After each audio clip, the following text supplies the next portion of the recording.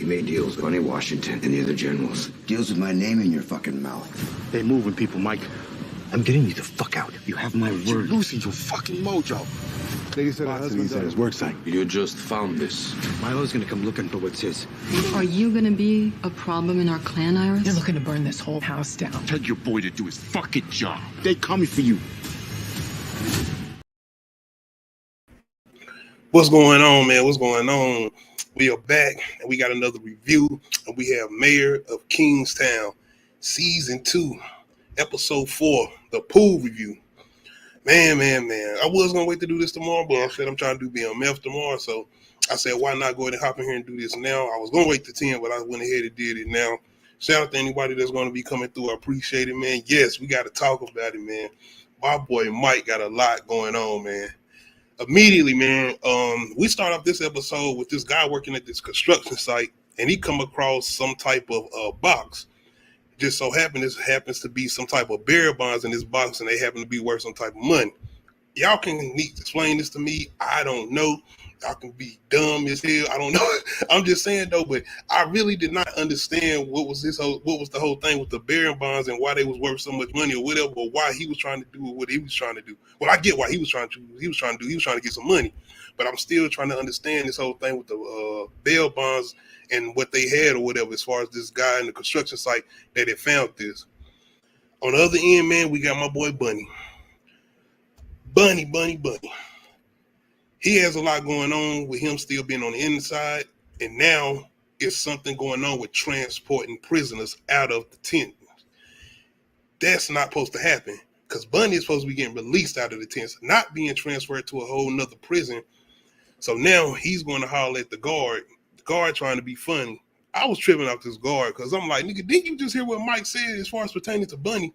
I know what he was saying as far as the whole thing with nothing happening to Bunny, but that still means that if Bunny comes to you telling you that he needs to holler at Mike, you get a phone to him to holler at Mike.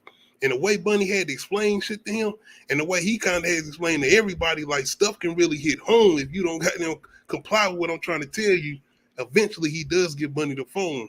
And Bunny hitting up Mike, letting him know, like, yo, some shit going on. Transportation, they trying to move prisoners here and there, and you got all of the generals still locked up in here. We not supposed to be getting moved. We had a deal. My boy Mike, man. Mike is going through it, bro. Mike getting fresh up in the morning, and already the bullshit hitting him, man. But that's the thing about this season in particular. It just seems like he's just not on handle of anything. Last season, it wasn't so much as him having a handle on things, but him so much as balancing stuff out. This season, it's like ain't nothing. And of course, the riots and all of that still having repercussions for everything. That's what's making it more hectic. But now with this whole thing with the prisoners being transferred, what's going to happen? Because he's already kind of lost that trust with Bunny as far as Mike. Now it was more so of them trying to not get into no beef, and shit started to really go ham with him sending people at Mike and Mike's people because of the whole situation with him making a deal. But like he said to Mike, he done his part. Now it's time for Mike to do his part. The whole thing is Mike has to go holler at the district attorney, and the DA is telling him that the judge ain't really trying to sign nothing yet. They working on it, but she got somebody has to sign something, and then they got to go get the judge to sign it. The thing about it is the judge is kind of celebrating this little arrest or whatever that Mike put together as far as having these people put into Tent City, as far as these big generals that's behind some of these major gangs or whatever. But Mike is like, nigga, my name is on this. Like, he has this relationship with Bunny in particular, but he sat down with all of these guys. And you got to remember, Mike was locked up. Mike is basically one of these guys. So it's his whole thing with his word. This dude's is all principles and morals. So the fact that he done gave his word to not only these guys, but Bunny, and the fact that him and Bunny has this relationship, it's like, you got to do something, because now it can not only hit home with him, he tells the DA agent, like, it could come to you too, or your other people. Like, this is how close-knit Kingstown is. Like, anybody can get touched. Everybody can get to anybody. And that's what he's trying to explain to the DA, because the whole thing is like, nigga, you threatening me? And he like, nigga, no. I mean, they gonna come at me the same way they gonna come at you too. I'm just trying to dead this shit. And he said, we made deals. Because my thing is, he did explain to her what he was trying to do once she came through for him as far as locking these guys up. the thing she trying to explain to him is that it's not on her, it's the judge, and she got a whole bunch of other things going on because of these transfers and where these people supposed to be going. Outside of that, man, you got my guy. Bunny is trying to tell Mike that, yo, people are here talking on the inside, bro. And the fact that you was a guy that always was able to stand by your word, and now your word is starting to seem less and less worth anything. People are going to be coming at you outside of Bunny, and that's what he tries to explain to Mike when Mike shows up that night. This guy, the construction worker who came across these bail bonds things or whatever that he found in these boxes, he goes to this pawn shop guy, and he's trying to basically sell them to him. So he's feeling like the pawn shop guy can get them off better than he can, and he's trying to get like 10 stacks. The bail bondsman guys, the pawn shop guy's like, what am I supposed to do with this? And then once he actually explains it to him, or he trying to look at him really, and the pawn shop guy's like, you need to burn this and get rid of it, because the road you going down is not one you gonna want to see. And he is warning this dude. He is telling him, as far as the pawn shop guy trying to warn this guy who found these things, but he's so hell-bent on trying to get this money, he keep on asking him, and I'm guessing eventually he tells him, because they pretty much just go out of the scene, and you pretty much know this is not going to lead to anything good. Iris. I told y'all last review, man, that Iris got on my nerves. She done pissed me off, because I'm trying to think, did you know where Milo was at this whole time, and this whole frantic thing with everybody, Mike in particular, going through trying to get you protected. He pretty much stand up under your ass 24/7, then trying to put you in protective custody with the FBI or whatever. You ain't want to do that, which once again, I was saying I understood that kind of. But now it's the fact that you knew where this dude was at and you jumped back into the life, but now you running around like you confused on certain shit that's happening. Because she into this situation in her brothel, which I'm calling it, which she pretty much loses some money or something. She trying to find out what's up. Nigga, you wanted this. Milo ain't nowhere in sight. You wanted this. Once again, Iris more than likely done been through hell. I mean, I remember that first season, the shit she went through with those white supremacists and what Mike had to do to them. I'm just saying, man, it's like you left Mike because you was mad. You didn't want to stay with his family, but he's still trying to keep an eye on you and keep you protected. Now you done got yourself back in the situation, and more than likely you're going to be having to reach out to him for some help again. Nah, man. But other than that, man, Ian, he is pretty much with Mike's mother, and she is trying to go talk to some young guys at juveniles. In particular, she's trying to talk to the young man who ended up mugging her, in the first episode. He has already been locked up because he ended up getting into another situation, and this is Ian's whole thing. Because Ian is like, we would have locked him up the first time, he wouldn't have ended up doing this other situation. But Mike's mother, she's really hell-bent on this whole reform thing or whatever, and this is why she's going to talk to this guy. She ends up going here talking to a lot of young men, and this scene is a really, really good scene. It's a really powerful and strong scene because, once again, this show is based around the prison system. That first season was very heavy on explaining a lot of things based around the prison system. This season in particular, which I'm saying they still kind of touching on certain things, but it's more so about the drama of the show and the plot of the show or whatever, as far as what's going on with the gangs not having control or whatever. But they are also touching on how them prisoners are being treated in Tent City and how those things are going or whatever. So it's really did get interesting, and I really got caught up in this scene where Mike's mom going to talk to these young juvenile guys. The young men that's locked up in a juvenile detention center. And she was explaining to them how her sons and what things happened with them and what she's been through. Because I almost forgot that, Mitch, as far as her first son, got killed in the first season. And she talks about how she kind of took that out on her middle child, which I think is Mike. And it's a really good scene, man. And you see the young man that actually did do what he did to her.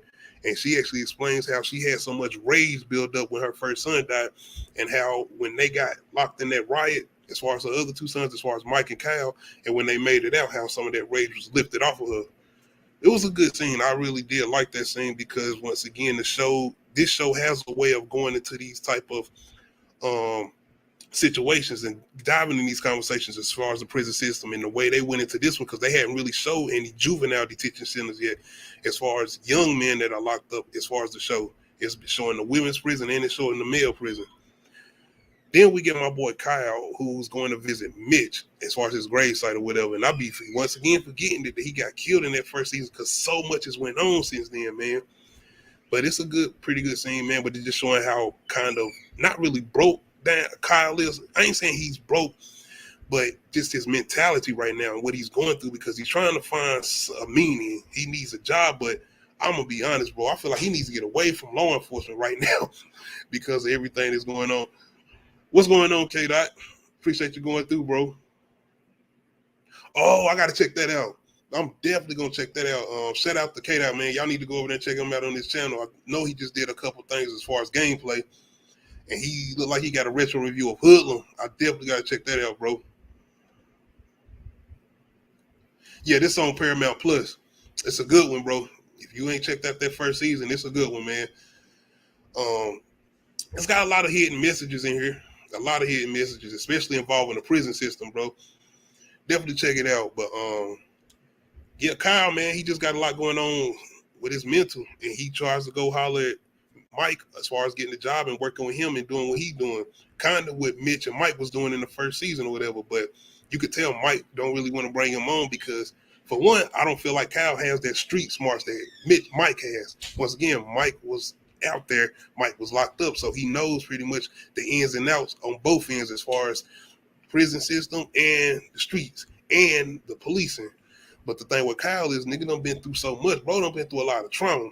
I mean, you seen what just happened to him on the previous episode where he had that big shootout. His partner got killed and the baby was in the car where he was shooting in. So it's like, do you really want to go into this and everything that Mike got going on right now?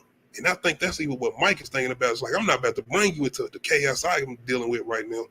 You might just need to fall back. What's going to be interesting to see where Kyle tries to go and where he ends up, man. I hope they don't kill Kyle off this season. I mean, I'm just saying, man, this show can go some places. You seen what they did with Mitch in their first season.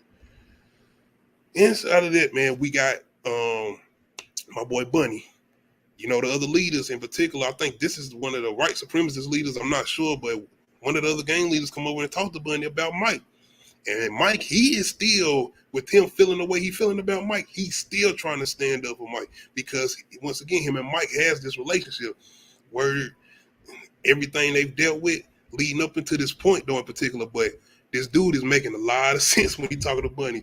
He talking about the fact that Bunny has already beat somebody up pretty much to death in here, and he can have that charge put up on him, and they can add on 10 years. And the fact that they all made a deal, and they done came through at their point, and what they were supposed to do as far as finding leaders to lead behind the walls so there wouldn't be so much chaos on the inside and on the outside.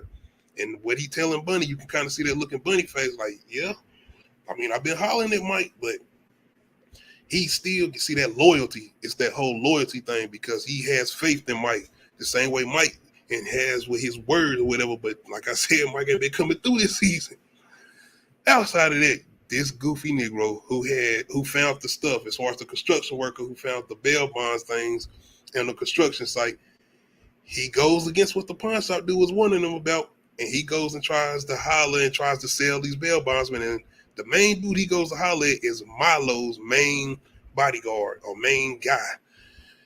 Of course, this don't go good, and they pretty much torture him to get the rest of them, which means these things are pretty much important. Money-wise, I don't know if they're looking for them for that or if they got something dealing with Milo. That's why, once again, I was kind of having a confusion on what in particular are these things and why they are worth so much. And in the midst of him getting tortured, he is still trying to ask for money. They start cutting his new fingers off, and man, you knew it was over for him. He was gone. He was out of here. In the midst of this, though, Mike, since he can't pretty much feel like he can get through to the DA, he's trying to pretty much postpone these transfers. So now he's trying to holler at Kareem because, you know, Kareem is pretty much the intern over these prisons right now. It's not COs, the intern warden. That's what it is. My bad, y'all.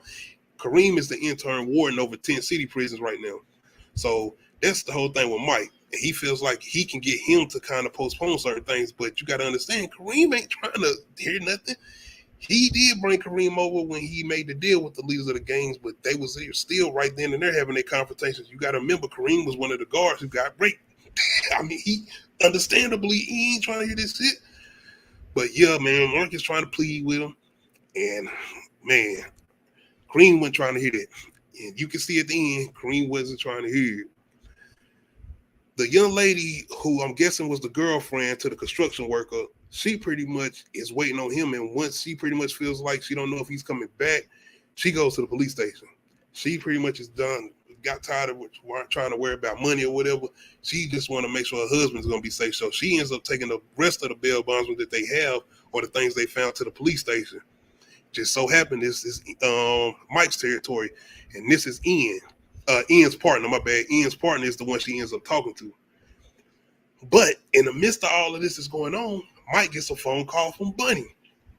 Bunny is telling him some shit is going down in Tennessee, bro. You got to come over here right now. And this is at nighttime, so you know it's got to be something major. And you got to remember, he just had this conversation with Kareem or whatever. So Mike, he out. He got to go. Immediately he heading over there. But in the midst of him being on his way over to holler at Bunny at Tent City, you got Ian's partner calling Mike, telling him he need to get over here because he got something really he need to show him. My whole thing with this situation is I feel like Mike could have still went over there. He could have just told Ian's partner to say, hold, old girl, just tell her to stay there, wait right there, I'll be right over there. And he could have just went straight to Bunny first. But Mike ends up going over to the police station first and getting him to show him what he found. He does show Mike the bail bondsman. You could tell the expression on Mike's face. It's like, this is something big. And he tells him where he found them. My thing is this box where he found, is this the box? No. I was thinking about the whole thing with Milo, but I think that's where they found that bus in the first season. I was thinking this is what he wanted Milo would. My bad, y'all. I got confused. Because in the first season, Milo wanted Mike to go find something. And I forgot he did find that school bus. And I think that's what he wanted him to find. So I don't think this is connected to that, but it still might be somewhat connected to Milo. But outside of that, Mike pretty much telling her, you need to tell old girl that if her husband don't come back, she need to go find a different area code because he already know what's going down. But if I was Mike, I would have told him to say she needs to stay here on some like protective custody type shit because this obviously means something more than very much major. Oh, man, Bunny. My boy Mike tries to make it over to Tennessee, and I didn't see this coming. I was thinking maybe they had transferred Bunny out, but no. They cleared the whole tent city out. Everybody's gone. The prisoners, the guards, everybody's gone. And now you got Mike sitting here like, oh, shit, what is about to happen? Because once again, this man gave his word. The main gang leaders, they went and did what they were supposed to do. And now his whole thing with Bunny and him giving Bunny his word that he wasn't going to let him get transferred and the fact that everybody's gone and he don't even know where Bunny's being transferred to, I don't even think. So now it's about to be some major chaos because is Bunny going to retaliate now? Is Bunny going to be like, now I'm about to come at Mike? Or what about the other gang leaders? Are they going to try to come at Mike and Mike's family, Mike's people? What about the Mike's association with the cops and all of that? But it's definitely going to be some mayhem going on in this next episode coming up, depending on what's going on with Bunny, because their relationship is definitely turmoil right now. They're at the end of its ends because ain't no way Bunny is going to ever trust Mike again after this situation. Yeah, boy, as far as the construction worker who was getting tortured by Milo's man, he ends up getting found at the bottom of a pool. And this is where you got a bunch of kids swimming there. By the way, shout out to Tasha Smith. I don't know anybody familiar with Tasha Smith. She played in a bunch of them Why Did I Get Married movies, but she's a director too, and she directed a lot of BMF episodes, Power episodes. I'm bringing her up because she directed this episode. So I was like, that's crazy. Shout out to Tasha Smith though, man. But anyway, yeah. It's going to be kind of crazy to see how Mike going to try to deal with this situation because this whole season, as far as season 2 in particular, been this like Mike ain't got no control. Whether it's been Bunny in the situation, whether it's been the gang situation, the prisoner situation, the Irish situation where he can't keep her sitting down nowhere and she out running around, and the fact that she knew where Milo was, I can't wait till he find that out either. I cannot wait till Mike find out if Iris knew where Milo was at this whole time, and the fact that he been looking for, not only the fact that he been looking for him to arrest him, but trying to protect her. Anyway, man, y'all let her root for Iris, let me know. But definitely let me know how y'all feeling about this recent episode, man. I definitely wanted to come in here and give my quick review, quick recap of this previous episode as far as Mayors of Kingstown season 2 episode 4, The Pool. This has been a good season though, because this kept me on my toes.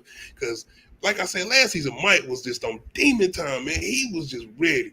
This season, not saying he not, because you see how he jacked up Milo homeboy in the last episode, but it's just seeming like now he just kind of don't have that same, I ain't saying that same intensity, but I guess it's because of the way he dealing with Bunny. Because he ain't gonna come at Bunny the way he come at Milo now. because him and Bunny got their relationship. But yeah, man, I'm just ready to get my boy to get it back on Vlog. But yeah, y'all let me know how y'all feeling about this recent episode. And if y'all are not on Mayors of Kingstown, this is on Paramount Plus. Definitely check it out. It's a good show. Jeremy Renner. This ain't Hawkeye.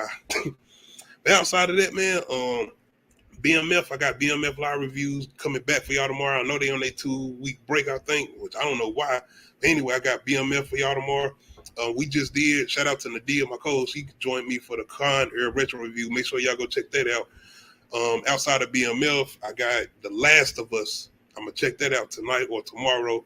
And I got The Last of Us review for y'all Tuesday, episodes 1 through 4. We're going to do that for y'all Tuesday. Season 4 predictions. I was going to try to do that, but I'm not sure when I'm going to be able to get that in. I know I got Snowfall season, the final season predictions for y'all Wednesday, Uncut Ish Talk Friday, and of course the Retro Review Sunday Clockers. So yeah, I got a lot coming up for y'all, man, especially with lives. I got a lot coming for y'all. Outside of that, man, make sure you hit that like button. If you're not subscribed to the channel, make sure you hit that subscribe button. Make sure you hit that notification bell to let you know when I upload new videos. Outside of that, shout out to anybody that was coming through, checking me out. I appreciate it. We out.